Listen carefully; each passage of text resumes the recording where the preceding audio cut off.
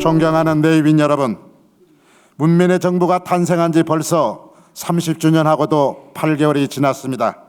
그동안 우리는 문민의 정부 탄생에 대한 토론회를 7차례 가지면서 문민의 정부에 대한 공과의 많은 것을 알게 되었고 사렵게 조명받아야 한다는 사실을 알게 되었습니다. 그리고 오늘은 박정희 군부 통치가 종말을 고한 지 벌써 44년, 유신 정권이 몰락한 역사적인 날이기도 하며 114년 전에는 조국의 강복을 위해서 안중근 의사가 만주 하얼빈역에서 이토 히로부미를 저격한 날이기도 합니다. 그리고 이 뜻깊은 날에 문민의 정부 탄생을 축하하고 토론회를 빛내주시기 위해서 참석해 주신 내예빈 여러분, 그리고 민주동제회, 민주산악회, 민주협 회원 여러분, 감사합니다. 오늘 사의를 보게 된 이 사람은 민주협 사무총장 조찬옥 인사드립니다.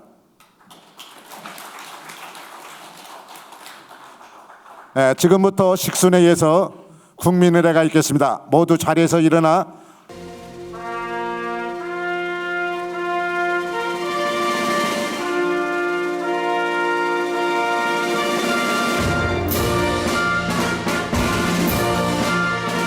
나는 자랑스러운 태극기 앞에 자유롭고 정의로운 대한민국의 무궁한 영광을 위하여 충성을 다할 것을 굳게 다짐합니다.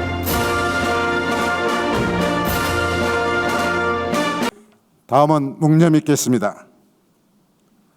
암울했던 군사독재 시절 민주화를 이뤄내셨고 문민의 정부를 탄생시킨 고 김영삼 대통령님과 이 나라의 산업화를 이룩하셨던 오늘이 11.6인데 박정희 대통령에 대한 묵념이 있겠습니다. 일동 묵념.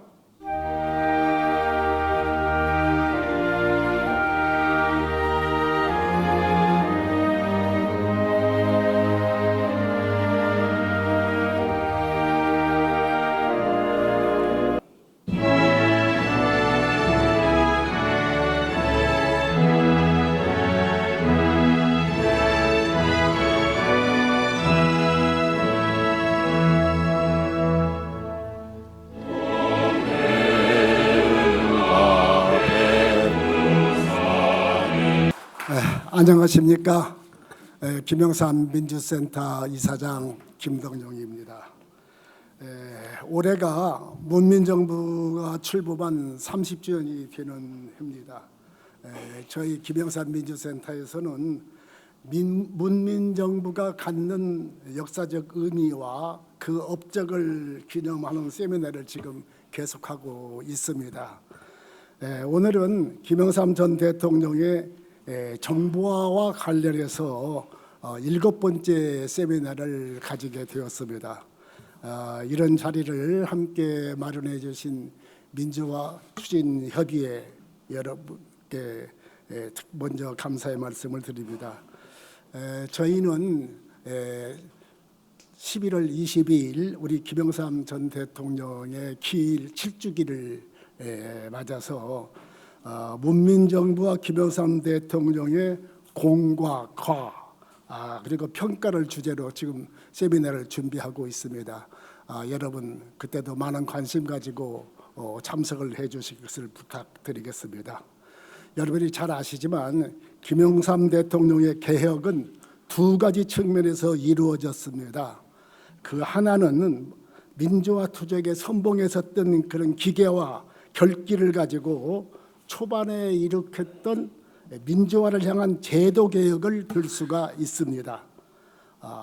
여러분이 잘 아시다시피 하나의 척결, 공직자 재산 공개, 그리고 청와대 앞길 개방, 정치자금을 한 푼도 받지 않겠다는 결단, 지방자치대의 전면 실시, 이런 것들이 바로 그것입니다. 우리는 김영삼 대통령의 이 민주화 개혁으로 이 땅에 다시는 정치 군사 문화가 발붙이지 못하게 되었습니다. 저는 그랬기 때문에 김대중 정부와 노무현 정부가 탄생할 수 있는 기틀이 마련되었다고 생각을 합니다. 또 다른 하나는 민주화를 이룬 대한민국의 새로운 출발을 위한 전진적 개혁입니다. 바로 국가 경쟁력을 강화하기 위한 세계화와 정보화 사업이 바로 그것입니다. 김영삼 대통령은 문명개혁의 연장선 위에서 이들 정책을 얘기할 때마다 세계를 통한 개혁, 세계화를 통한 개혁, 정치화를 통한 개혁이라고 말하면서 개혁을 특별히 강조하셨습니다. 세계화는 우루과이 라운드를 겪으면서 세계 시장으로부터 밀려오는 개방 공세를 우리가 선제적 그리고 공격적 대응으로 대한민국을 한 단계 업그레이드 시키겠다는 민주투사다운 결기의 소산이었다고 생각합니다. 지방자치의 전면 실시를 통한 지방화 그리고 세계 속의 한국을 지향하는 세계화를 동시에 지방화와 세계화를 진행시켰던 것입니다. 정보화는 당시 세계 문명의 일대 전환기에서 민주화된 대한민국을 정보화 선진국으로 이끌어야 한다는 개혁 의지의 소산이었습니다. 취임 첫 해인 1993년에 이미 정보화 촉진법을 만들도록 지시하였고 초고속 정보통신망 구축 관련 예산을 예타에 포함시켰던 것입니다. 이듬해인 1994년에는 국무총리 산하에 초고속 정보통신망 구축 기획단을 설치하였습니다. 뿐만 아니라 당시 사업 중에 우편이 최우선이었던 최신부를 정보화를 추진하는 정보통신부로 개명하고 개편하였습니다. 이어서 세계 최초로 CDMA 상용 기술 개발에 성공하여서 CDMA 기반의 무선 통신 시대를 열었습니다. 1996년에는 정보화 촉진 기본법을 제정하고 정보통신 산업을 중심으로 한 첨단 산업의 자금 조달이 용이할 수 있도록 코스닥을 설립하였습니다. 또 정보통신 산업의 발전을 보장하기 위해서 자본 확보와 기술 개발이 유기적으로 수립하는 데 있어 1997년에는 벤처 산업 육성에 관한 특별법을 제정함으로써 이 나라의 벤처 산업 붐이 일어나도록 이끄셨던 것입니다. 그런데 아쉬운 건 이렇게 정보화를 통해 이 나라를 한 단계 업그레이드 시키신 그 업적이 지금 어느덧 역사의 그늘에서 잊혀져 가고 있습니다. 이렇게 문민정부의 민주화를 통해 대한민국은 세계 속의 한국으로 우뚝 설 수 있었고 세계화와 정보화를 통해서 이제 한류가 세계로 힘차게 분류할 수 있게 되었습니다. 오늘 이 자리는 잊혀져 가고 있는 김영삼 대통령과 문민정부의 정보화 업적을 30주년 기념행사 준비위원장인 이각범 카이스트 명예고수이며 수석이었던 이각범 교수로부터 생생하게 듣는 기회를 가지게 되었습니다. 매우 기쁘게 생각합니다. 아무쪼록 저는 이번 기회에 이 나라 정보화의 진실이 좀 밝혀지고 올바른 역사적 평가가 이루어지기를 바라지 않습니다. 오늘 이 자리가 마련될 때까지 애써주신 분들이 참 많습니다. 우선 권영세 의원과 김영호 의원이 이 자리를 사용할 수 있도록 함께 주관해 주셨고 참 진행을 너무 중진급인 김무성 의원이 좀 맡아 해주신다고 해주셔서 참 감사를 드리고 특히 또 대담도 손태규 교수님 이렇게 해주시기로 되어서 감사를 드립니다. 저는 이런 행사를 하면서 또 하나의 큰 소득을 늘 맛봅니다. 그것은 평소에 만나고 싶고 보고 싶었던 옛 동지 민주투사 예통지들을 만나는 일입니다. 오늘 또 건강한 모습으로 함께해 주신 예통지들께 진심으로 감사를 드립니다. 제가 일일이 거명하지 못하는 점을 여러분께서 함께 양해해 주실 것을 바라보지 않습니다. 지금 여러분 입구에 들어오실 때 보셨겠지만은 김영삼 전 대통령께서 지금부터 60년 전에 미 국무성 초청을 받아서 세계 일주를 하면서 썼던 당시의 그 책은 우리가 기대를 얻는 건 없다 하는 책이었는데 이번에 젊은이들이 읽기 편하게 윤문을 좀 해서 YS 세계를 보다라는 제목으로 재출간을 했는데 혹시 60년 전 YS가 세계를 어떻게 보았는가 하는 것을 아시게 되면은 바로 YS의 세계화와 정보화를 이해할 수 있으리라고 생각돼서 가능하시면 여러분이 좀 구매를 해서 한번 읽을 수 있는 기회가 있으면 좋겠습니다. 오늘 또 아까 사회자가 소개를 했습니다마는 우리 문정수 전 부산시장이 식사를 준비하셨다고 합니다.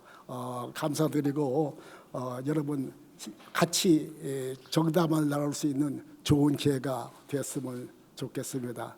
먼민정부 30주년 행사에 오니까 우리 김영삼 공동의장님 새삼 그립습니다. 옛날에 그 중구 다동 평창빌딩 시그너스 빌딩 거기에서 그 앞에서 현수막을 들고 길거리에 나와서 추루탄을 맞던 김영삼 의장님 앞세우고 추루탄을 맞던 그때가 얼마 안 된 것 같습니다. 대통령께서 호랑이 잡으러 호랑이 굴에 들어가셨습니다. 그래서 과연 대통령이 되셔가지고 금융실명제와 하나의 척결을 전광석화처럼 정말 해내시고 또 정보화의 기틀을 세웠습니다. 당시에 그 전두환 포갑정치 아래에서 우리 동교동 상도동이 양 의장님 모시고 그때 사실은 좀 경쟁 관계 아니었습니까? 그런데도 서로 손을 잡고 민취협을 만들어서 직선개혁과 민주화를 이룩해낸 역사적인 큰 기적을 우리가 달성했습니다. 사실은 그 이면에 수많은 대화가 있었던 것을 제가 알고 있습니다. 그 대화가 역사를 바꿉니다. 근데 요즘 정치권을 보면은 실은 대화는 없고 구호만 난무를 해서 참 걱정이 많습니다. 요즘 강서구청장 선거 이후에 조금 달라지는 고무적인 분위기도 있습니다. 여당이 그 정쟁 현수막을 떼겠다. 또 야당은 민생 문제는 협력하겠다. 그리고 여야가 국회에서 피켓팅 안 하기로 합의하는 이런 흐름들이 이런 기조가 잘 유지돼서 대화와 포용의 정치가 참 됐으면 좋겠습니다. 저는 그 윤 대통령께서도 여야당 대표를 함께 초청을 해서 자 민생 문제를 우리가 함께 풀어나가기 위해서 노력하자 이렇게 손도 잡아주시고 또 야당 대표를 향해서는 단식 후에 건강은 괜찮냐 물어봐도 주시고 한다면은 상당히 분위기가 풀어질 걸로 생각을 하는데 우선 국민이 안심을 하고 국회가 잘 순항하고 또 제가 보기에는 대통령 국정 지지도도 5% 이상은 올라갈 거라고 저는 생각을 합니다. 저는 사법의 일은 사법에 맡기고 정치의 일은 정치인들이 머리를 맞대고 풀어나가야 한다고 생각을 합니다. 미국 대통령들이 여야 의원들한테 전화를 많이 하는 거 참 부럽습니다. 오바마 같은 사람은 여당보다 야당 의원을 더 많이 만났다 이렇게 얘기를 합니다. 어떻든 이 시대가 대화와 포용의 정치로 정치가 전환되기를 기원하면서 오늘 축사에 가름합니다. 김영삼 민주센터 벌써 7번째 큰 행사 준비하시느라고 수고가 정말 많습니다. 여러분 반갑습니다. 실제 어른께서 대통령 임기를 마치고 제에게 있으면서 1년에 한두 번씩 민주동지회 회원들과 함께 세미나도 하고 식사도 하고 그랬습니다. 지금 뭐 오늘 몇 사람 보입니다만 아직도 전국적으로 한 3,000여 명의 민주동지들이 있습니다. 물론 세월에 따라 많이 작곡하신 분들도 계십니다마는 그분들의 뜻이 대통령과 함께 군부를 종식시키고 문민정부를 탄생시켜야 하겠다. 그 절규로 문민정부가 탄생한 것입니다. 어른께서는 정말로 전국의 민주동지들을 그렇게 사랑하셨고 일일이 악수를 나누고 그랬습니다. 잠시 이야기를 합니다마는 유신이 났을 때 그 당시 조윤행 의원과 저는 한 열흘 동안 정보부에 끌려가서 김영삼의 정치자금 이런 걸 가지고 엄청나게 강목으로 두드려 패고 맞았습니다.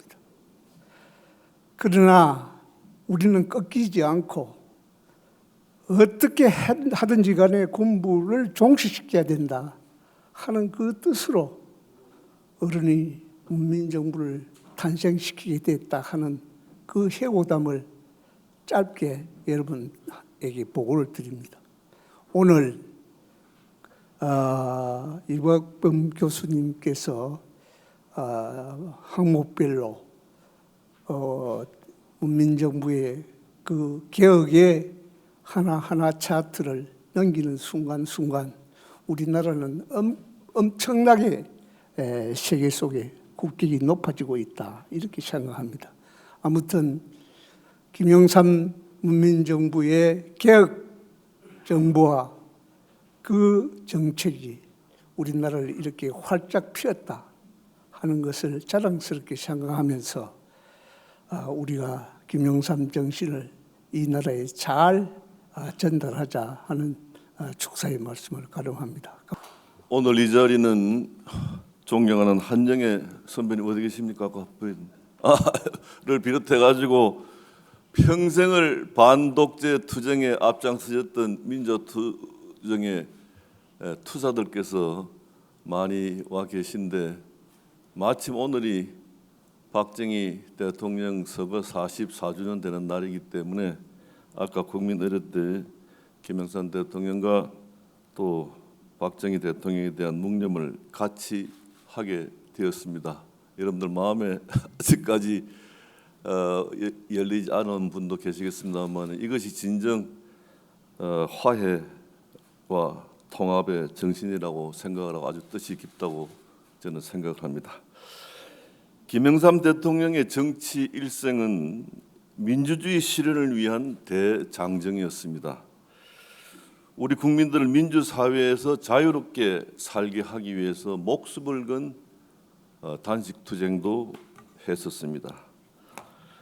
그리고 서거하시기 전에 우리 국민들께 상생과 통합, 화해와 통합의 메시지를 전하셨습니다. 작금의 혼란한 우리 정치에 대한 해법을 여기에서 찾아야 한다고 생각을 합니다. 민주주의의 실현, 상생과 통합, 화해와 통합으로 위기를 극복해야 합니다.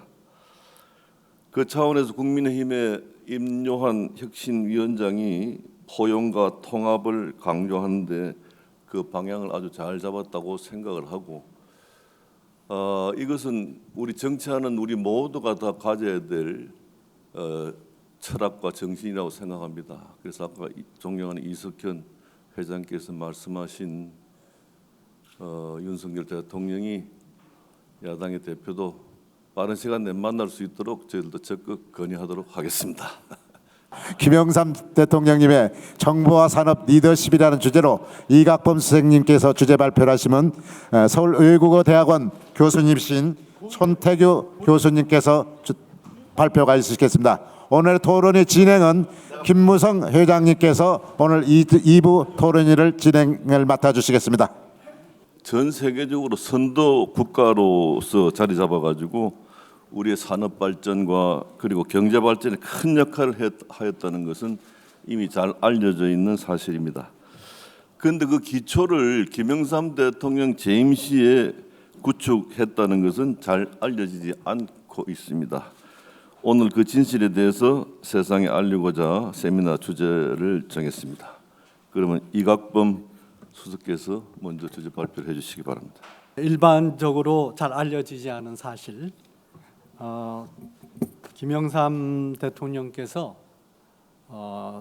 정말로 이 나라 정보화를 시작하셨다 이렇게 했고, 여담으로 말씀드린다면 바로 이 회의실에서 김대중 대통령 3년 차에 그 정동영 그 당시 의원이 주관한 정보화 발전에 대해서 그 당시의 여당 의원, 지금 더불어민주당인데 그때는 저 당명이 어떻게 됐습니까? 이석현 의원님?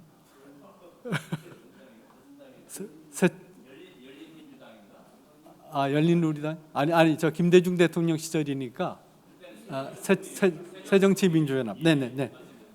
했는데 그때 참석자들이 다 얘기를 하고 난 다음에 그 행사를 주관한 정동영 의원이 어떻게 말씀하셨냐면, 정보화에 관한 한 국민의 정부는 문민정부로부터 큰 업적을 물려받았다, 그렇게 얘기를 했습니다. 그래서 그 당시만 하더라도 그 문민정부의 체온이 완전히 식지 않았기 때문에 이 문민정부에서 해놓은 그 정보화에 대해서 일반적인 인식이 상당히 많았었는데, 그 사이에 세월이 많이 흘러서 그때의 그 문민정부의 과는 높게 평가되고 실질적인 업적은 과소평가되는 그런 과정에서 됐기 때문에 제가 문민정부만 잘했다 이렇게 얘기하기보다는 사실은 박정희 대통령 시절부터 그리고 최근에 이르기까지 저는 정보화에 관한 한 역대 정부가 참 잘했다 이런 생각을 합니다. 그러나 그 중에서도 문민정부에서 업적이 두드러진 이유는 그 당시 시대적 상황이 세계가 크게 변화하고 있었고, 김영삼 대통령이라고 하는 아주 걸출한 그 시대 정신을 구현하고자 하는 지도자에 의해서 그 시대적 변화를 매우 정확하게 캐치하고 그것을 현실에 구현하려고 하는 그 결단력에 의해서 정보화가 큰 성장을 할 수 있었다 하는 말씀을 드립니다. 그래서 김영삼 대통령 5년을 회고하면 첫째로 권위주의적 시대로부터 민주화 시대로 민주화 투쟁을 이룩하신 시대적인 전환을 이루신 분이고, 두 번째로는 이 문명사적 대전환기에서 인류가 산업혁명 이후에 갖고 있던 이 산업화 시대에서 새로운 정보통신 문명으로 정보화 사회로 이행을 하신 분이고, 그리고 세 번째로는 그 당시까지 지정학적인 불리함으로 우리는 약소국이다, 4개의 강대국에 둘러싸여 있는 약소국이다라고 하는 이 국민적인 열등감을 아니다, 우리가 이 새로운 시대에 공격적으로 세계화를 함으로써 우리는 전 세계를 대상으로 하는 국가 차원의 전략을 구사할 수 있다라고 하는 이 세계화 선언입니다. 앞서서 김덕룡 장관님, 이사장님께서 이미 말씀을 하셨지만 김영삼 대통령은 늘 민주화 개혁, 세계화를 통한 개혁, 그리고 정보화를 통한 개혁 이렇게 말씀하셨습니다. 그것은 왜 개혁이란 말이 붙었냐면, 기존 업적이나 기존 관행 이런 데에 머물지 말고 항상 새로운 시대로 나아가라는 의미에서 개혁이라는 말씀을 하셨습니다. 이 세계적인 물결, 세계적인 물결이 김영삼 정부의 개혁을 이루게 하였다 하는 말씀에서 우선 정보화에 관해서 말씀드린다면 정보화는 문민 정부에서 어떻게 그렇게 정보화에 대해서 관심을 갖게 됐냐 하면은 김영삼 대통령이 대통령으로 당선되셨던 그 시기에 앞서서 대통령에 당선되었던 미국의 클린턴 대통령, 클린턴 고어 어드미니스트레이션의 4대 대선 공약이 있는데 그 4대 대선 공약 중에 하나가 인포메이션 슈퍼 하이웨이를 건설한다는 것이었습니다. 그 당시 아주 획기적이었는데 그 인포메이션 슈퍼 하이웨이라는 게 지금 말로 하면은 인터넷망입니다. 그래서 인포메이션 슈퍼 하이웨이를 만들면은 어떤 일이 일어날 것인가? 이거는 정말 인터넷이라는 것이 지금 우리가 다 경험하고 있습니다만은 인터넷이 없던 시대에 인터넷이 있으면은 어떤 일이 구체적으로 벌어질 것인가에 대해서 사람들이 몰랐지만 한 가지 분명한 것은 인터넷이 있는 시대하고 인터넷이 없는 시대하고는 전혀 경제 발전이나 사회 생활이나 정부 형태나 행정이나 문화나 모든 면에서 획기적으로 달라지는 새로운 문명이다 하는 데 대해서는 사람들이 인식하고 있었습니다. 그래서 우리가 산업화를 막 진전할 때 산업화를 못 해가지고 결국은 동양에서 제일 먼저 서양의 산업화를 받아들인 일본이 우리나라를 지배했듯이 우리가 이 새로운 시대에 정보화를 빨리 하지 않으면 우리는 또다시 뒤진다. 그래서 김영삼 대통령이 산업화는 늦었지만 정보화는 앞서가자. 그래서 우리가 다시는 남의 나라 식민지가 되지 말고 우리의 우뚝 선 자주 독립국가로서의 위상을 정립하는 개혁을 하자. 그렇게 해서 정보화가 시작이 됐습니다. 근데 이 정보화, 이 인터넷이라고 하는 새로운 기술을 우리가 어떻게 구현해 가지고 정보화를 하느냐 하는 데 대해서 지금 뭐 좌우 보수 진보 다 막론하고 엄청나게 지탄받고 있는 50 정부에서 그 당시에 출범할 때 우리나라의 그 전화 적체가 엄청나게 심해가지고 그때 백색 전화, 적색 전화 그랬나요?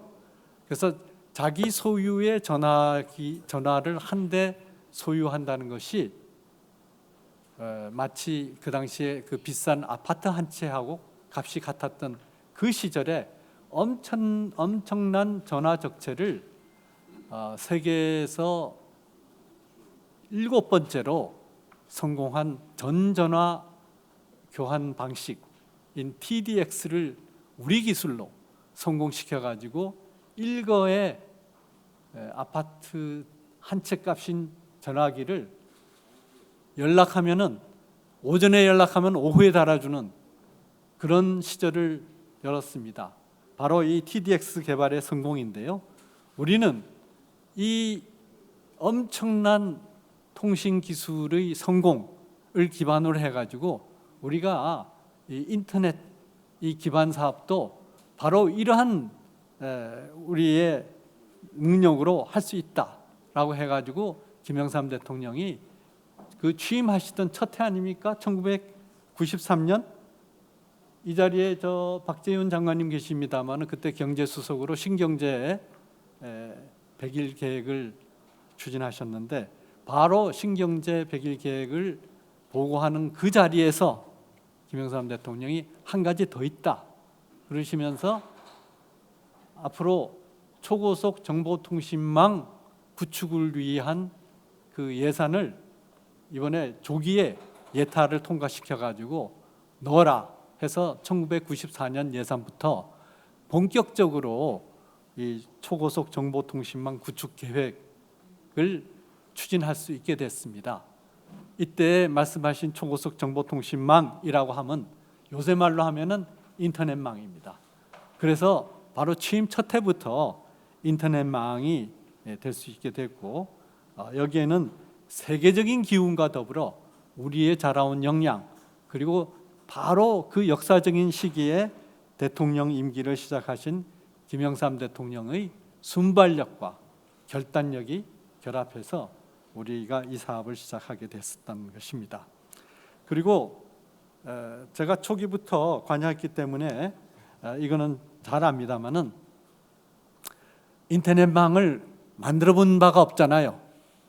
그래서 미국에서도 2010년을 인터넷망을 구축한다는 계획을 갖고서 3단계 계획을 갖고 있었기 때문에 저희가 세운 거는 아무리 우리가 잘해도 지금 오랫동안 준비해온 미국보다는 늦지 않겠느냐 해가지고 초기 처음 계획이 2015년까지 총 45조 원의 재원을 투입해서 인터넷망을 구축 완료한다 이렇게 돼 있었습니다. 그런데 그 과정에서 세계적으로 이 정보통신 기술이 비약적으로 발전하고 또 인터넷망이 만들어질 때 그 우리가 지금 경험하고 있는 이 바로 엄청난 경제적인 사회적인 이 효과가 엄청나다라고 하기 때문에 전 세계의 자연 그리고 우리나라도 여기에서 그 뒤지지 않는 이 기술 투입을 통해 가지고 불과 1993년에 2015년까지 총 45조 원의 자금을 투입해 가지고 완성한다라고 하던 거를 3년 뒤인 2016년에 2015년을 2010년으로 땡겨서 그 액수도 45조 원에서 30조 원으로 감액해 가지고 우리는 만들 수 있다 이렇게 했고, 또 더 중요한 거는 2017년 바로 그 이듬해 불과 6개월 후에 다시 수정을 해가지고 2003년까지 30조 원이 아니라 10조 원에 6개월 동안입니다. 기간도 7년을 땡기고 투입하는 재원도 10조 원이 아니라 3조 원만 투입하면 된다. 이렇게 돼가지고 거의 이 기간망은 완성한 단계가 됐습니다. 참고로 2010년에 우리가 이까지 할 수 있다라고 당겼던 그때 저희가 김영삼 대통령 모시고 최초로 정보화 추진 확대 보고 회의를 해서 우리나라 이 정보화 추진의 전체적인 그림을 보고를 드렸고, 김영삼 대통령께서 난생 처음으로 마우스를 클릭하면서 김영삼 대통령 익숙하게 이 종이 보면서 하시잖아요. 앞에 PC를 놓고 마우스를 직접 클릭하면서 제1차 정보화 추진 확대 보고 회의를 주재하셨습니다.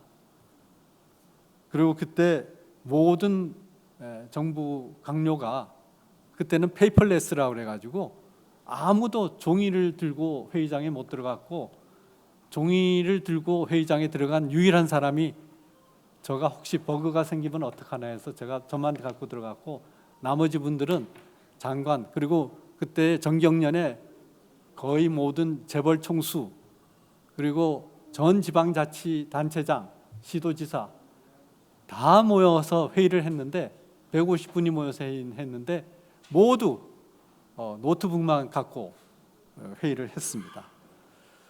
이렇게 해서 저희가 할 수 있었는데 그 당시에 각 기술이 여러 분야에서 발전해가지고 저희가 기관망을 광 케이블로 깔겠다라고 했는데 광 케이블은 한 가지 결점이 뭐냐면 구부러지지 않습니다. 그래서 이 구부러지지 않는 광 케이블을 어떻게 집까지 까느냐 이거를 이제 집까지 가는 거를 갖다가 Fiber to the Home 그래가지고 FTTH라고 그러는데 거기에서 이제 상당한 기술적인 어려움이 있었죠. 그래서 저희가 원 마일 문제 또는 라스트 마일리지 문제 이렇게 얘기를 하는데 보통 라스트 마일리지 프로블럼 이렇게 얘기하는데 그거를 어떻게 했냐 하면은 이미 구축된 기간 통신망에다가 이 기존의 전화선을 이용해 가지고 이 전화선이 엄청나게 빠른 속도로 정보를 전달할 수 있는 기술 그거를 애초에는 ISDN이라고 그러고 이것을 이제 가장 발달한 형태를 VSDL이라고 하는데 이 VSDL 기술이 그동안에 개발이 됐습니다. 이거를 통해 가지고 전국적으로는 어떻게 됐냐 하면은 각 아파트 지하로 깔린 이 광 케이블에 이 맨 마지막 단계에서 전화선으로 각 가정으로 해서 구축이 됐는데 우리가 미국이 2010년 목표로 이 인터넷망을 깔겠다라고 했을 때 우리는 처음에 2015년에 깔겠다라고 말씀을 드렸죠. 그러나 마지막에 이 광 케이블과 기존 전화선의 기술이 결합함으로써 한국처럼 이 국토가 좁고 인구의 밀도가 많고 많은 주거 시설이 아파트로 돼 가지고 수직적으로 이웃과 연결되는 이런 조건의 나라가 없습니다. 그래서 이런 조건 아래에서 우리는 2000년에 세계 최초로 인터넷 인구 1000만 명을 돌파하는 쾌거를 이룰 수 있게 되었습니다. 그래서 불과 1994년에 이 사업을 착수해 가지고 6년 동안에 세계 최고의 인터넷 네트워크를 구축한 나라는 한국밖에 없습니다. 그 결단을 한 분이 김영삼 대통령이시고 거기에 많은 정보통신 관계자들이 애를 써서 그것을 이뤘다 하는 것입니다. 그런데 1996년에 저희 청와대를 방문한 빌 게이츠 회장이 뭐라고 그랬냐면 이미 한국은 이 정보화 추진 계획을 들어보고 정보화 선진국이 되어가는 길을 걷고 있기 때문에 한국이 이룩한 정보 선진화를 세계의 많은 나라가 혜택을 받을 것이다 그랬는데 실질적으로 저희가 인터넷망을 세계 최초로 가장 조밀하게 가장 빠른 기술로 구축하고 난 다음에 주로 마이크로소프트사라든지 이런 정보통신 선진 기업들이 자신들이 만든 소프트웨어를 구현하는 테스트베드로서 한국의 정보통신 기반을 이용했습니다. 그다음에 김영삼 대통령이 이와 더불어서 정보통신부를 설립하게 됐는데 이 배경이 뭐냐면은 이 아날로그 통신이었습니다. 그 이전에는 우리가 하는 이 전화 통신이나 그리고 이동 통신이라고 해봤자 아날로그 통신인 방식을 택했는데 그런데 김영삼 대통령이 생각할 때 이 아날로그 중심의 이런 최신부를 새로운 디지털 중심의 새로운 정보통신 기술을 해서 기존에 우리가 네트워크라 그러면 전화 네트워크를 주로 생각하고 우편 네트워크를 생각했는데 우편국과 전화국이 중심이 된 이 최신부를 새로운 정보통신부로 바꿔가지고 디지털 시대에 새로운 기획을 하지 않으면 안 되겠다 해서 정보통신부로 발족하게 됐습니다. 그때 디지털 통신망의 건설이 앞으로 엄청난 네트워크 효과를 가져올 텐데 이 네트워크 효과를 제대로 거두려면 정보통신부라고 하는 새로운 부처를 만들어서 해야 되겠다. 이렇게 해서 저희가 정보통신부를 만들었고 이때 기억합니다마는 한국에서 정보통신부를 만들어 가지고 새로운 이 디지털 시대에 새로운 문명을 연다고 하니까 인도네시아, 말레이시아 등등 많은 나라에서 정부 부처에 정보통신부와 유사한 부처를 만들었습니다. 그리고 이웃나라 일본도 이 정보화 총괄 기능을 설치하기 위해서 총무성, 일본의 총무성이 바로 정보화 총괄 기능을 하도록 정부 조직에 새로운 부처를 만들지 않았지만은 개편을 했고, 그리고 미국 또한 이 OMB와 상무성, 국무부가 삼각편대로 해서 정보화를 공동 추진한다라고 하는 협력 체제를 구축하였습니다. 제가 그때 기억하는 거로는 이웃나라 일본에서 한국은 이렇게 빨리 옛날에 그 적폐였던 민주화, 적폐를 청산하고 민주화를 이룩하고 금융실명제, 일본도 금융실명제가 안 돼 있었는데 금융실명제도 도입하고, 그리고 정보화도 이렇게 빨리 추진하고 있는데 왜 우리 일본은 그게 안 되느냐 한참 논의하다가 일본은 내각 책임제이고 한국은 대통령 책임제여서, 한국은 대통령 한 사람이 하면 다 되지만 일본은 국회에서 오랫동안 논의하고 각 정파별로 타협하고 그래서 늦었다라고 하면서 일본은 실제로 늦겠구나 이렇게 했습니다.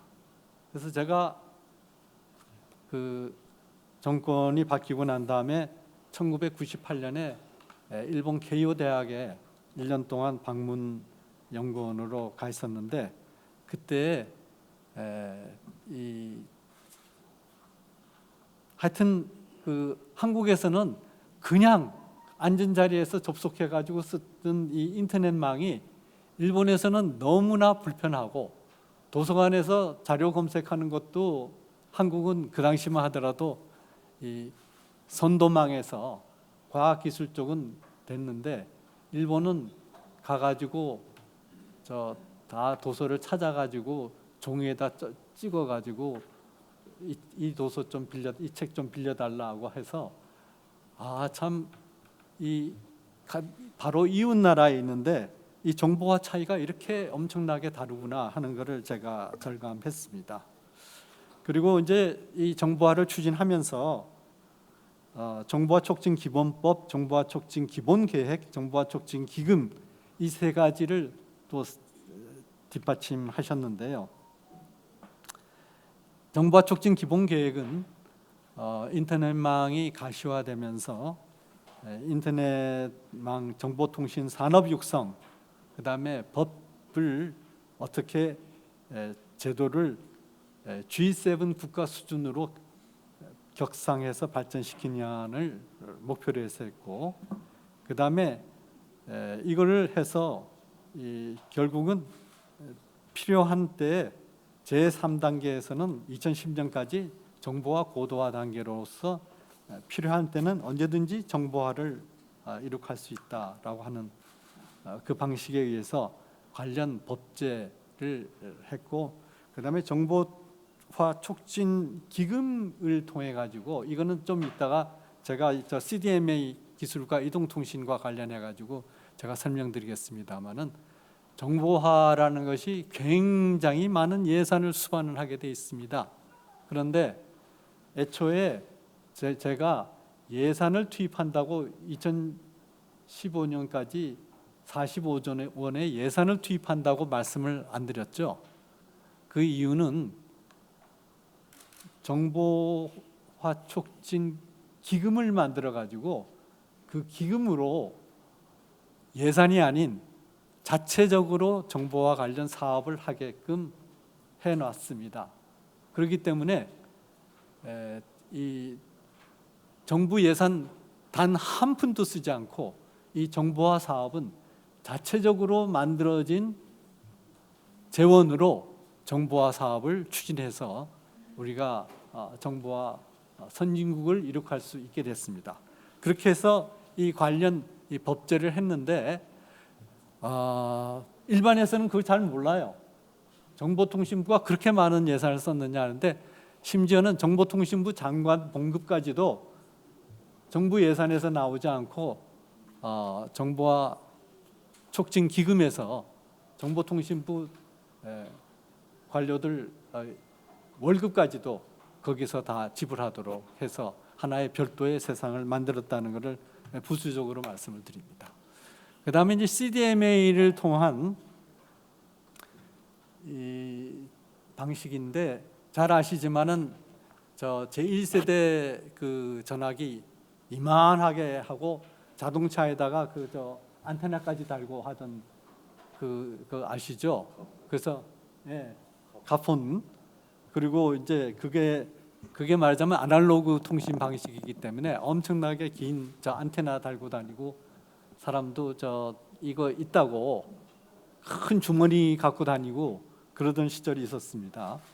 그 1세대 이동통신 기술은 이 Frequency Division Multiple Access라고 그래가지고 FDMA라고 그럽니다. 이거는 뭐냐면 주파수 분할입니다.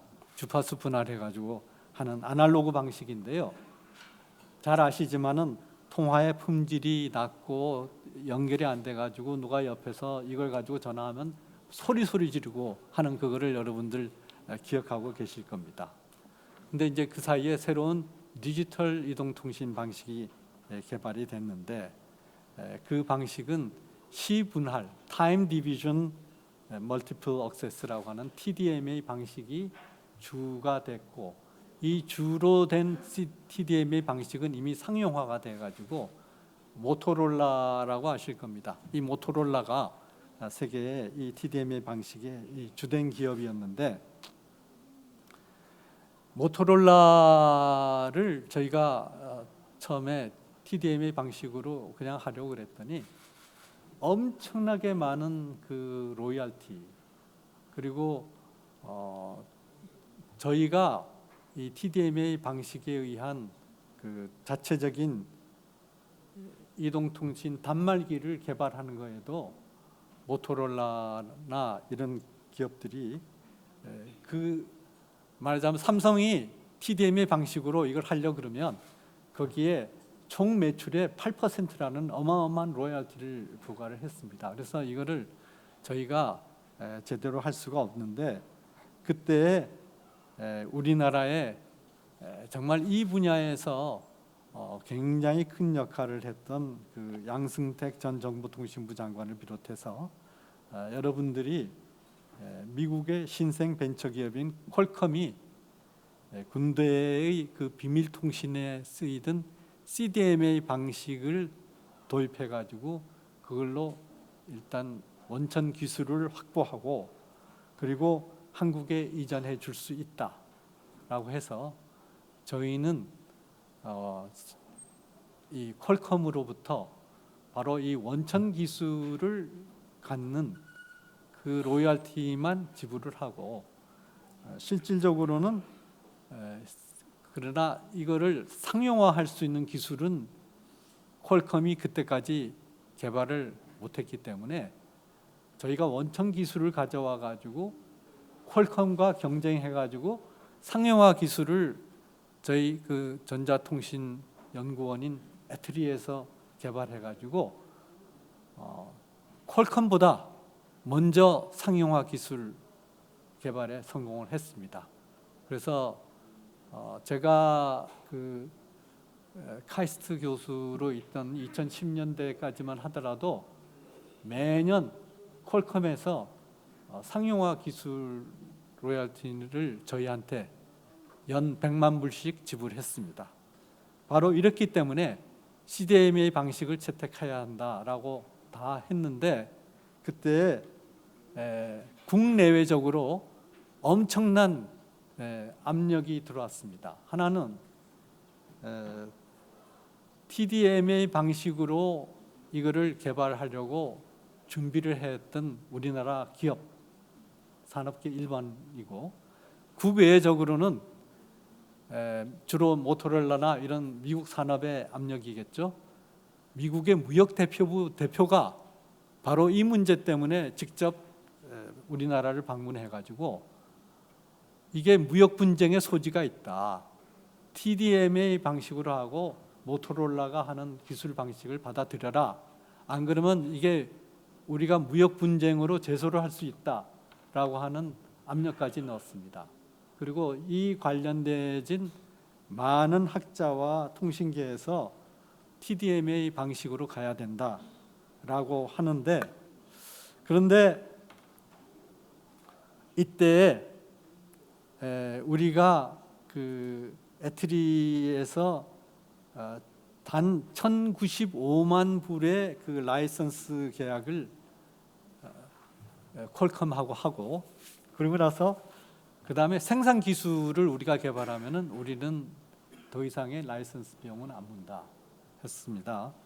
그래서 저희는 이 1,095만 불이라는 돈을 일시불로 지불하고 더 이상의 그 라이선스 없이 저희가 개발했는데, CDMA는 그 상용화 기술을 먼저 할 수 있느냐 없느냐 이걸 가지고 한참 할 때, 그때 윤동윤 당시 최신부 장관이 CDMA는 저희가 먼저 개발에 성공해서 독자적으로 상용화 시키겠습니다.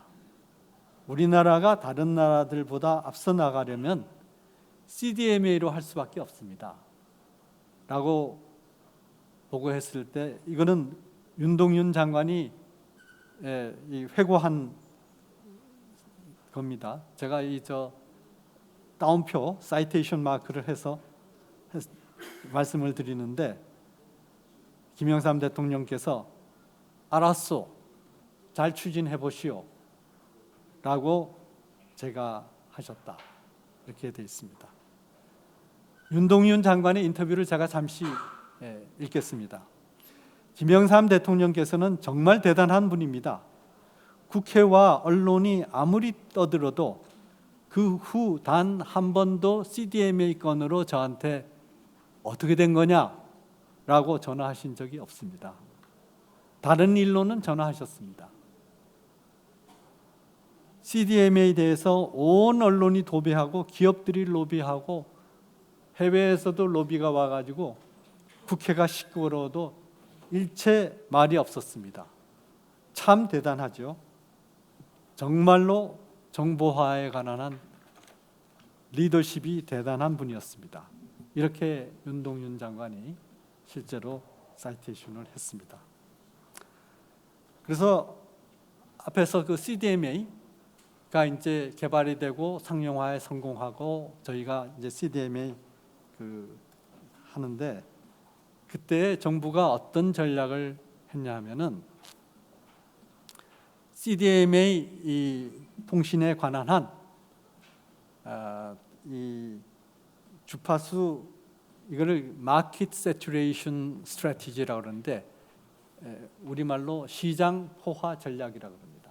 정부에서는 시장 포화 전략을 채택해 가지고 주파수를 하겠다는 업자들한테 할당을 해줘 가지고 그 업자들이 주파수를 할당 받으면은 사업을 할 수 있게 이렇게 했습니다.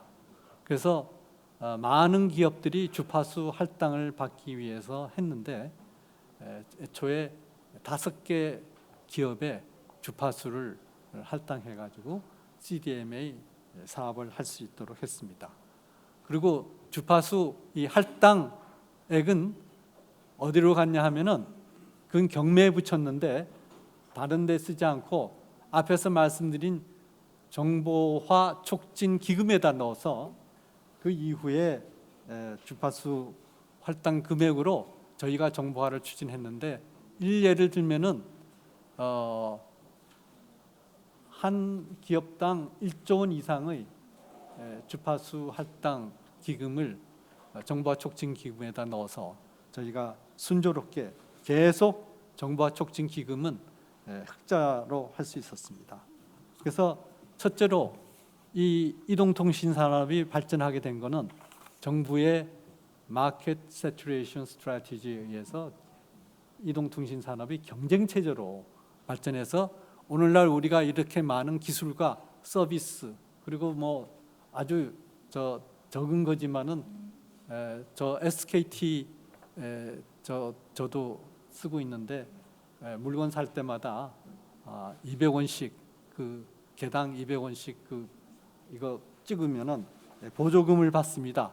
이렇게 그 기업들마다 경쟁적으로 마케팅하고 경쟁적으로 새로운 서비스를 놓고 경쟁적으로 통화 품질을 높일 수 있도록 하는 이 경쟁 체제를 도입하고 그리고 이 주파수 할당을 통해 가지고 계속해서 저희가 차후 그다음 차후에 일을 할 수 있었다 하는 것입니다. 그다음에 김영삼 대통령께서 세계화 추진, 정보화 추진 이러면서 1996년 2월달에 그 싱가포르의 아셈 회의에 가셔가지고 그때 싱가포르의 그 항만이 굉장히 많은 그 정보화의 도입으로 벌써 이 배가 들어올 때 그 배 속에 무슨 물건이 있는지 미리 세관 당국에다 통보를 해가지고 관세 당국에서는 이미 알아가지고 거기에 대해서 목표를 잡아가지고 조사를 하고 해서 굉장히 쉽게 통관이 되고 하역이 되고 하는 그런 체제가 됐는데 김영삼 대통령께서 이게 어떻게 가능하냐 했을 때 이게 정보화 덕입니다 라고 했을 때 김영삼 대통령께서 그때 정보화를 세계화와 더불어 제1의 국정 지표로 넣어라라고 해서 그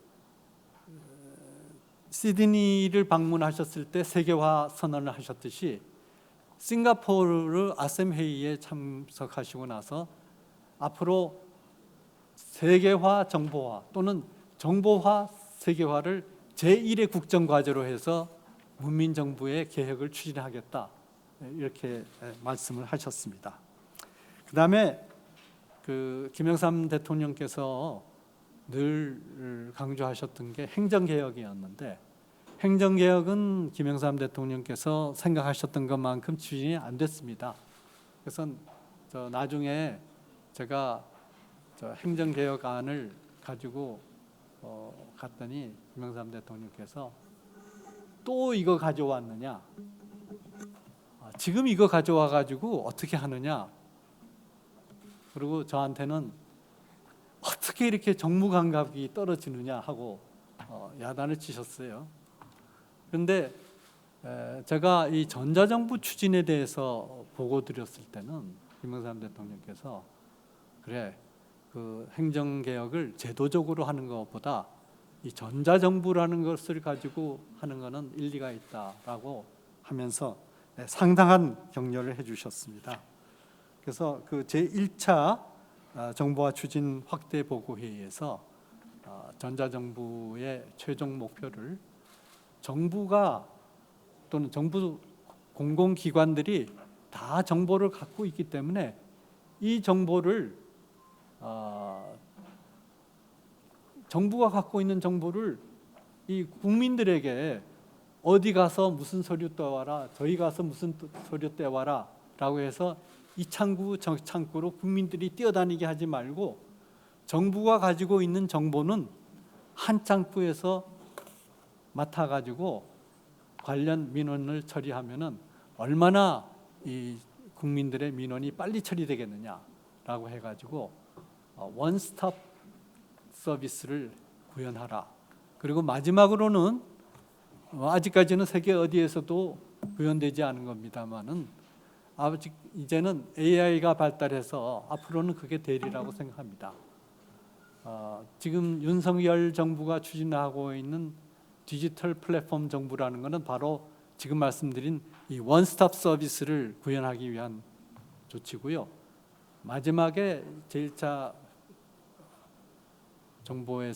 정보화 추진 확대 보고회에서 말씀드린 non-stop government를 만들겠습니다 라고 하는 그거는 뭐냐 하면은 이미 국민들이 어떠한 민원 수요를 갖고 있다는 것을 정부가 아니까 이미 많은 이 데이터를 통해 가지고 정부가 분석해낼 수 있으니까 그 시대가 되면은 와서 민원을 제기하지 않아도 정부가 알아서 될 만한 민원은 처리하도록 하자 하는 것이 논스톱 서비스입니다. 그래서 지금 현재는 윤석열 정부에서 이 원스톱 서비스를 구현하기 위해서 디지털 플랫폼 정부라는 것을 해서 지금 추진하고 있다는 말씀을 드리고, 앞으로는 이 AI 시대가 본격적으로 되면은 이 원스톱 서비스를 구축하는 과정에서 정부 정보의 공개, 그리고 정부와 민간 간에 있어서의 활발한 정보 교류, 그리고 생산된 정보를 정부와 민간이 다 같이 가공하고 개발하는 이런 단계를 거쳐가지고 논스톱 서비스에 이룩할 수 있을 것이라고 봅니다. 제가 시간을 너무 끌었는데요. 이거 하나는 꼭 말씀드려야 되겠어요.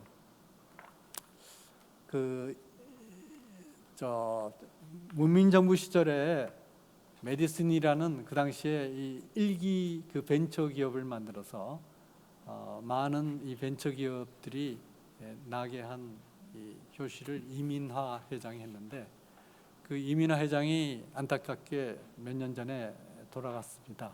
근데 생전에 이민화 회장이 저희하고 얘기하면서 정보화에 관한 한 정보화의 그 생태계는 문민정부에서 완결됐다. 더 이상의 정보화 생태계가 없었다. 그래서 제가 이민화 회장한테 들은 얘기라 이게 사실인지 모르겠는데, 이민화 회장이 말하는 거는 지금 이스라엘의 그 요즈마 펀드가 세계의 그 벤처 펀드로서 제일 유명한 곳 아닙니까? 요즈마 펀드가 1997년에 한국에 이 발달된 이 정보화 관련 생태계가 어떻게 되어 있는지 보기 위해서 한국에 와서 많이 한국을 벤치마킹 해갔다 하는 얘기를 이민화 회장이 했는데, 그때 이 정보화를 추진하던 저도 요즈마 펀드가 왔다는 걸 몰랐습니다. 근데 이민화 회장이 나중에 얘기해서 알았는데요. 두 가지가 있습니다. 하나는 1996년에 코스닥 만들어 가지고 그 당시에 이 코스피 하는 한국 증권거래소에서 이 자본 조달받기 어렵던 이런 신생 정보통신 기업들이 그 익셋 펄러시로 할 수 있게 해줬고요. 그 다음에 또 하나는 벤처 산업 육성과 지원에 관한 특별법을 1997년 임기 마지막 해인 8월 12일 날 국회에서 통과시켰습니다. 근데 이 관련해 가지고 벤처계의 오랜 수건이기도 합니다만은 그 전에 그 5월 달에 김영삼 대통령께서 저한테 전화하셨어요. 내일 그 벤처기업 경진대회가 있다고 하는데 그거 한번 가봐야 되지 않겠냐. 그래서 제가 각하 물론입니다. 근데 각하께서 그런 관심을 갖고 계신지 몰라가지고 제가 보고를 안 드렸습니다. 아이고 그렇게 중요하면은 나한테 보고하고 같이 가자 그래야지. 그래가지고 그 모시고 갔습니다. 그랬더니 벤처 산업 대표들이 물론 이제 그 전 시장도 전 시장이지만 여러 가지 건의를 했는데, 그 중에 특별히 건의한 것이 뭐냐면, 정부에서는 자꾸 은행에서 대출해주겠다 그러는데 저희는 그 은행 대출 받아가지고 하는 데가 아니고 투자 받아가지고 하는 것이기 때문에 첫째로 저희가 투자 받을 수 있는 여건을 잘 만들어 주시고, 그리고 투자보다도 더 중요한 게 인력 확충인데, 아시다시피 저 스카이 나온 학생들 그 사람들은 대기업에서 다 데려가고 저희는 정말로 중소기업도 안 가는 그런 사람들 데리고 하려는데 이게 분야가 첨단 분야이다 보니까 너무 힘듭니다. 그래서 저희한테 정말 제대로 된 인력 자원이 올 수 있도록 해주십시오. 그래서 김영삼 대통령이 저보고 이거 병무청에 연락해서 한번 해봐라. 그래서 그때 이미 산업체 전문 요원이라는 걸 있었고요. 그다음에 산업체 기능 요원이라는 것을 만들어서 대학 졸업하고 또는 대학 재학 중에 산업체 기능 요원으로 갈 수 있는 선발 시험을 만들어 가지고 벤처기업들이 아주 벤처기업 우선으로 그 인력들이 배정이 됐습니다. 그래서 이 벤처들이 엄청나게 발전했는데 오늘 그 자료 26페이지를 보시면은 벤처기업들을 위해서 어떻게 했느냐 하는 것이 구체적으로 있는데 제가 말씀드릴 수는 없고요. 지금 시간 관계상 제가 오늘 말씀드린 거를 요약해서 말씀드린다면 딱 하나입니다.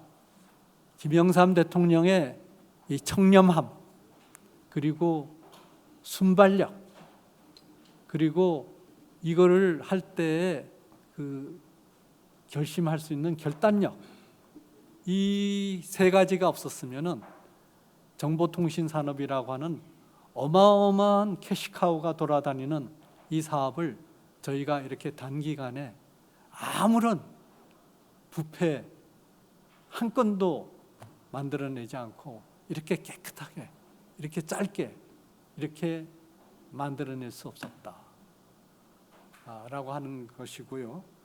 바로 이런 점에서 저는 대통령의 리더십이 전혀 생소한 분야인 정보화에서 어떻게 발휘됐고 우리가 오늘날 정보화 선진국으로서의 이 지위를 누릴 수 있게 되었는가 하는 것을 요약해서 말씀드리겠습니다. 감사합니다. 당시 제가 민정비서관으로 있었는데 모 재벌 회장이 모토로라와 같이 손을 잡고 대통령이 최측근에게 CDMA 세계 최초의 상용화 반드시 실패한다, 100% 실패한다, 이렇게 엄청난 로비를 했습니다 그때. 그래서 저도 그 이야기를 듣고 한동안 좀 망설였는데 결국 대통령께서 굳굳이 이것을 지켜주셨기 때문에 CDMA 세계 최초의 상용화를 우리 대한민국의 애트리가 성공시켰고, 또 이것이 또 중국에도 또 우리가 CDMA를 채택하게 하게 한 계기를 만들었다 하는 점을 말씀드립니다. 다음은 이각범 수석께서 장시간에 걸쳐서 많은 말씀하셨는데 믿어지지가 않는 그런 이야기도 많고 한데 사실인가 하는 그 여부에 대해서 우리 손태규 서울외국어대학원 대학교 책임 교수께서 코멘트 하시겠습니다. 저는 김영삼 대통령 계실 때 제가 청와대 출입 기자를 했습니다. 저 출입 기자를 한 다음에 이제 외국 가서 공부를 하고 와서 학교로 갔는데 제가 오늘 이 자리에 오면서 청와대 출입할 때부터 많이 수십 년 동안 지금까지 느낀 거지만은 김영삼 대통령은 왜 그렇게 저평가를 받을까? 지금 또 언론에서 혹시 여론조사를 한다면 항상 꼴찌입니다. 그리고 저도 직간접적으로 만나는 학자다, 언론인이다, 사회적 인사들 만나면 육두문자를 써가면서 욕하는 사람들이 너무나 많습니다. 과연 그렇게 못했는가? 과연 그렇게 실수가 많았는가, 잘못이 많았는가, 늘 의문을 갖습니다. 제가 미국 정치 이야기를 간단히 말씀드리면 2년 전에 미국에서 바이든과 트럼프가 붙었을 때 선거 한 2달 전에 어떤 사건이 터졌냐면 지금 아들 헌터 바이든이라는 친구가 지금 국회에서 미국 의회에서 조사를 하고 난리인데 수천억을 받았다 그러죠. 외국 중국 우크라이나로부터. 그 친구가 그렇게 아버지를 끼고 삼촌을 끼고 사업을 한 각종 증거 자료가, 그다음에 마약을 한다든지 각종 희한한 사생활이 담긴 랩탑이 언론에 터진 거예요. 그 이야기는 굉장히 깁니다만은 저는 그게 존재한다. 그게 언론에 터졌는데 당장에 바이든 세력들 특히 미국의 언론들은 전부 다 바이든을 편드니까 다 막았어요. 그다음에 페이스북, 트위터 다 차단하고. 그때 그다음 이틀 뒤인가 어떤 일이 벌어졌냐면 클린턴 오바마 때 CIA 국장, 국방장관, 그다음에 FBI 국장, 정보 관계의 책임자들 51명이 성명을 발표합니다. 이 랩탑은 러시아가 만든 조작이다. 바이든 힐러리 선거할 때부터 트럼프는 푸틴의 첩자다는 말도 안 되는 얘기를 해서 난리를 치고 거기 나중에 다 허위로 밝혀졌습니다만은 아니 어떻게 러시아가 아무리 KGB가 있다 해도 그 나무 사생활이 담긴 영상을 조작해서 랩탑을 만들겠습니까? 그런데 그게 대문짝만하게 나왔습니다. 대문짝만하게. 결국 트럼프가 지게 된 경우는 원인은 그게 큰 영향을 미쳤다고 지금까지도 얘기하는데 지금까지도 그 51명의 지금 또 대학 교수하고 대단히 유명한 사람들인데 그 사람들을 그렇게 조직한 사람이 바이든 선거팀에 있던 지금 현재 블링켄 국무장관입니다. 그런 얼토당토하는 서명을 하고 지금 또 며칠 전에 미국 언론을 보니까 레온 파네타라고 클린턴의 비서실장을 하고 오바마 때 CIA 국장 국방장관 한 사람은 그 성명 전혀 문제 없다. 자기는 아직도 러시아 공작으로 믿는다. 지금 의회가 조사가 시작돼서 난리가 나고 모든 언론에서 곧 헌터 바이든이 구속이 될 거다. 그다음에 바이든 대통령이 탄핵이 될 거다는 그런 분위기로 가는데도 불구하고 그렇게 충성을 다하는 그 세력들 참모들이 있더라. 거의 자기 자신들의 정치적 생명, 개인적 인격을 다 걸고도 거짓말을 그렇게 하면서까지도 자기 대통령을 보호하는 그런 세력들이 있다. 놀라운. 지금 바이든이 아무리 못해도 그 사람 욕하는 사람 저는 매일 미국 언론을 보면서도 못 봤습니다. 오바마 욕하는 사람 없습니다. 근데 김영삼 대통령은 수도 없이 욕을 하는 사람들 지금도 이게 참 여기서 오래 할 얘기는 아닙니다만은 이게 이제 김영삼 대통령이 기반한 이념의 기반, 지역의 기반이 가지고 있는 독특한 정치적 의식과 정치 성향의 결과가 아닌가. 이건 학문적으로도 규명하기가 굉장히 어려운 부분인데 그런 독특한 사람들이 이 지지를 하다 보니 충성심도 약하고 여러 가지 복합적인 요인으로 그렇게 저평가되고 있지 않느냐라는 생각을 하면서 그래도 저도 한때 취재를 했던 기자 입장에서 또는 저도 정치학을 전공을 한 사람이니까 늘 그런 한국 정치나 외국의 정치를 보면서 참으로 안타까움을 금할 수가 없습니다. 그래도 이런 학술적 어떤 노력이 있다는 게 저로서는 굉장히 반가운 일이고 이런 게 쌓여서 언젠가는 정당한 평가, 정상적인 평가, 저는 정상적인 평가라고 이야기하고 있습니다만 정상적인 평가가 이루어지지 않을까 생각을 합니다. 본론으로 돌아가서 오늘 이학번 수석님께서 굉장히 어려우면서도 복잡한 주제를 상당히 쉽게 설명을 해주셨는데 아마 오늘 여기 오신 분들이 이 김영삼 대통령과 정보화라는 주제를 보면서 두 가지 생각을 했으리라고 짐작을 합니다. 하나는 와이스가 뭘 아노? 정보화? 누가 자기가 뭘 아노? 라는 생각을 많이 하셨을 겁니다. 두 번째는 그 정보하라 그러면 김대중 대통령께서 아주 우리나라의 기틀을 만든 대단한 업적인데 그게 무슨 김영삼 대통령과 관계가 있느냐라는 생각을 하시리라고 짐작을 합니다. 이 정보화 업적은 김대중 대통령의 굉장히 중요한 업적입니다. 이 벤처 기업을 활성화시키고 그래서 인터넷 산업이 우리나라 경제에 큰 영향을 미친 상당한 업적입니다. 뭐 누구도 사실상 부인하기 어렵습니다. 그러면 그 업적이 어떻게 해서 이루어졌느냐?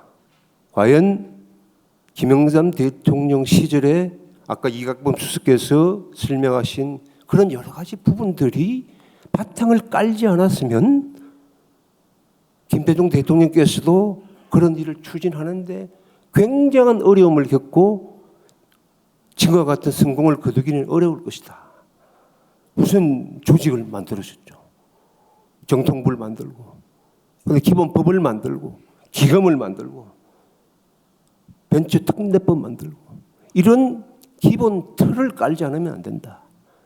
거기다가 기술적 문제, CDMA라든지 전자식 교환기기라든지 이런 것을 아예 밑에 깔아놓지 않았으면 그 이후에 그것을 새롭게 시작하려고 그랬으면 어마어마한 시간과 돈이 드는 그런 거다. 그래서 김대중 대통령께서 한 정부와 업적의 상당 부분이 김영삼 대통령의 몫이 있다. 거기서 출발했다는 것으로 인식을 새롭게 바꾸어줬으면 좋겠다라는 부탁의 말씀을 드립니다. 두 번째는 아마 김영삼 대통령하고 정보화라고 하는 최첨단 지식과 기술과는 전혀 이렇게 어울리지 않는다. 김영삼 대통령은 철루탄이요, 아스팔트요, 투사요, 군사정권 분쇄, 그다가 업적이라는 것은 과감한 하나의 척결 이렇게 연상을 하면 아마 쉽게 이해하시기가 어려우리라고 저도 짐작을 합니다. 그런데 여러분 이게 조금 다른 얘기입니다만은 아까 이수선님께서도 AI 인공지능 말씀을 했지만은 세계에서 지금 인공지능이 가장 발달한 나라가 중국입니다. 중국의 시진핑이 중국의 명문 대학인 청와대학에서 화학을 했다고 그러지만은 무슨 공부를 했겠습니까?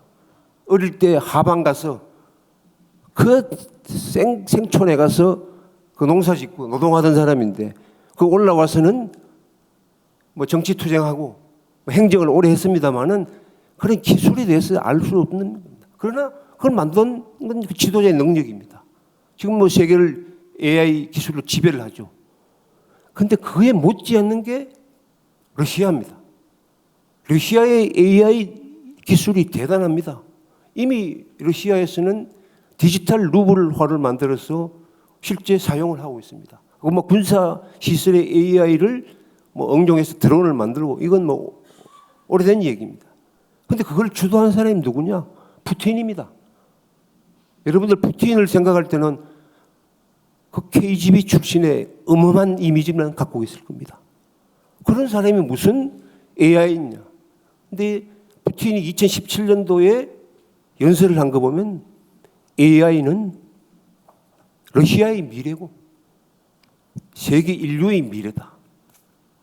AI가 세계를 지배하고 AI 기술을 가진 나라가 세계를 지배하는 나라가 될 것이다. 그 정도로 지식과 그걸 가지고 주도하면서 러시아가 AI 강국이 되는 겁니다. 지도자라는 게 그런 겁니다. 푸틴이 무슨 경력이 있었어? 그 사람 레닌그라드 지방에 법대 나온 사람입니다. 그 사람은 시진핑이는 화학이라도 공부했지만은 그야말로 푸틴은 문과고 평생을 정치 공작을 한 사람입니다.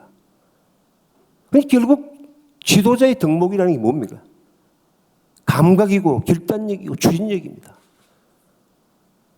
세계적인 흐름을 읽을 수 있는 능력, 그걸 뭘 다 알아서 읽을 수 있는 능력이 아니라 뭔가 앞에 주제가 놓여져 있을 때 이거다라고 하는 직관력이 있어야 되는 겁니다. 그 직관은 어디서 오느냐? 본인의 능력, 개인 능력, 거기다가 참모들의 이야기를 들을 수 있는 능력이 있어야 돼요. 귀가 열려 있어야 되는 겁니다. 뭐 여러분들 잘 아시지만은 김영삼 대통령은 열린 귀로서는 유명한 분이니까. 또 직관, 김영삼 하면 직관 아닙니까? 그런 말하자면 두 가지 기본 자질과 능력이 없으면 아무리 정보와이라 정보보다 더한 것을 갖다 줘도 채택해서 밀어붙이지 못합니다. 그 다음에 더 중요한 것은 아마 여러분들 노태우 대통령 때 어느 방송사 허가 하나 내줬다가 지금까지도 시달립니다. 돈 먹었다. 엄청난 돈을 먹었다. 그거 뭐 어느 의원이 주도했는데 그 이후에 뭐 그분은 뭐 엄청나게 챙겼을 거다. 지금도 의심을 받고 있습니다. 여러분들 지금 AI 기술 얘기 나왔지만 AI를 주도하는 미국의 빅테크라 그러죠. 그런 산업들, 뭐 구글, 페이스북, 트위터 하던 이 사람들이 어마어마한 돈을 법니다. 그러면서 그 사람들이 정치에 어마어마하게 개입합니다. 정치 자금을 어마어마하게 대입니다. 그래서 미국에서는 그 사람들을 이게 신조어입니다. 우주의 지배자라고 합니다. 지구의 지배자 아니고 우주의 지배자라고 합니다. 그만큼 돈을 많이 벌면서 그 대신 정치력도 장악하는 겁니다. 지금 지난번 미국 대선 또 이 빅테크가 좌지우지한 거예요. 어마어마하게 바이든한테 돈을 갖다 준 거예요. 그러면 한국이 30년 전에 이 빅테크와 관련된 이런 기술들을 시행하려면 한국뿐만 아닐 겁니다. 이 퀄컴이라든지 뭐 이런 업체들 또 돈을 정치 자금을 댈 거다. 누구한테 줬다. 뭐 김영삼 대통령한테 갖다 줬다. 그거 참모들한테 갖다 줬다. 이런 이야기들에 휩쓸릴 수 있는 굉장한 소지가 있는 것들입니다. 그런데 지금까지 뭐 여기 말씀하셨지만 아직까지도 저도 그런 얘기 들어본 적이 없어요. 누가 돈 먹었다 거기에 관해서. 정치자금 김영삼 대통령이 받았다. 참모들이 받았다. 들어본 적이 없습니다. 그 김영삼 대통령이 당신의 그런 청렴성, 강직함이 없으면 그렇게 밀어붙이겠느냐. 거기다가 이런 일을 하려면 누구도 이 앞으로 닥쳐올 혹시 잘못되면 어떡하느냐. 그걸 리스크라고 그러죠.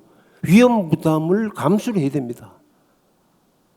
처음 가는 길, 남보다 남이 가지 않은 길을 가는데 국가의 명운이 달린 길을 가는데 어찌 그런 위험 부담을 느끼지 않겠습니까? 그런데 그거는 대통령이 그렇게 하려면 책임감을 져야 되는, 내가 책임진다. 내가 역사에 어떤 칼을 맞더라도 내가 책임진다는 그런 자신감, 결단력이 없으면 야, 그 내가 왜 하노? 다음에 다른 사람 내보다 훨씬 그거 많이 하는 사람 하라 그래라. 그럼 끝나는 거예요. 굳이 뭐 그거 안 한다고 그래서 이렇게 해놓고도 나중에 평가도 못 받고 오히려 욕 먹는데 안 하면 뭐 안 하는 게 그렇죠. 제일 편한 게 안 하는 거 아닙니까? 못 하는 것보다 안 하는 게 더 좋죠. 그런 측면에서 김영삼 대통령의 이 정보화 업적은 뭐 일반 국민들이나 또 여기 계신 분들의 인식과 평가를 바꾸는 굉장히 중요한 업적이다. 저는 객관적으로 그렇게 말씀드리고 있습니다. 감사합니다. 잠깐 여기를 눌러주세요. 구독과 좋아요를 눌러주시는 분들에게 건강과 행운 장수를 기원합니다.